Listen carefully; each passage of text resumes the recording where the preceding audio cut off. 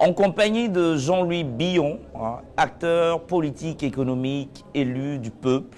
Lui également est avec nous à la faveur de la 6e édition de la conférence RIS-Pays, tout en rappelant que conférence RIS-Pays, c'est une initiative qui est portée par la première agence de notation financière dans l'espace francophone, Bloomfield Investment Corporation. Jean-Louis Billon, bonjour. Bonjour. Comment est-ce que vous allez? Très bien. Très bien. Alors avec vous, on parlera du paradigme politique ivoirien. Pour vous, vous voulez un nouveau paradigme ou vous pensez que le paradigme qu'on a actuellement est déjà bon? Moi, je suis un fervent défenseur d'un nouveau paradigme politique. Vous voulez un nouveau paradigme? Je parle même d'un nouveau logiciel D'accord. pour la Côte d'Ivoire. Okay. Je pense que nous terminons un cycle et 2025, nous devons ouvrir un nouveau cycle politique, économique, social, culturel, un tout nouveau logiciel en termes de vision, de gouvernance, de programme, de comportement politique. Et ce paradigme ne doit pas être seulement politique, mais il doit être culturel, social, dans tous les sens, dans tous les secteurs d'activité.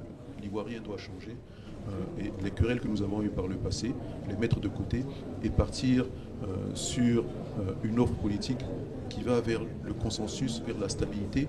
Même si nous sommes des adversaires politiques, on ne doit pas être des ennemis et nous devons faire la politique avec vigueur, mais s'accorder sur une chose, l'intérêt général, le bien-être des Ivoiriens et l'intérêt supérieur de la nation. Très bien.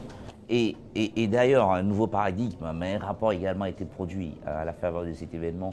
Est-ce que vous voulez un nouveau rapport encore ou ce rapport il est bon? Non, le rapport est bon. D'ailleurs, dans le nouveau paradigme politique, il faut que l'acteur politique également change. C'est intéressant parce que en écoutant les représentants du gouvernement ce matin, ils étaient satisfaits globalement du rapport parce que le rapport était plutôt positif.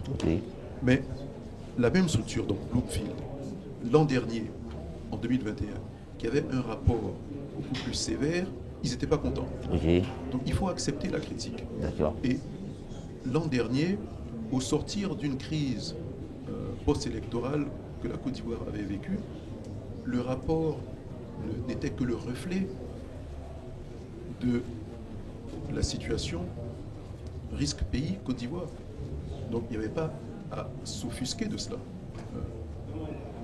Un an après, avec plus de calme, de stabilité, le dialogue politique, on voit la croissance reprendre. Le rapport reflète cela et ils sont contents.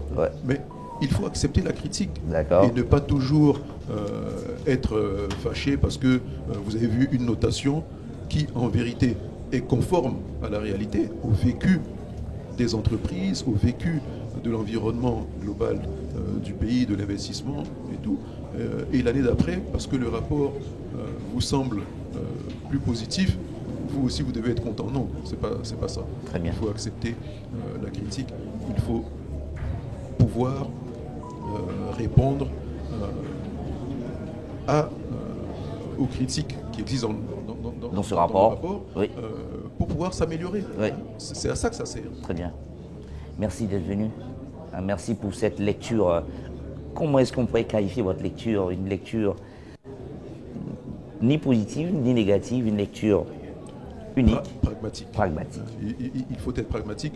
Et je pense que le fait que je sois un acteur politique, mais avant cela, un acteur économique, vous vivez l'œil du consommateur tout le temps. Vous pouvez avoir le meilleur bilan du monde. Si votre produit ne se vend pas, vous êtes mort. Donc il faut accepter la critique pour pouvoir vous améliorer.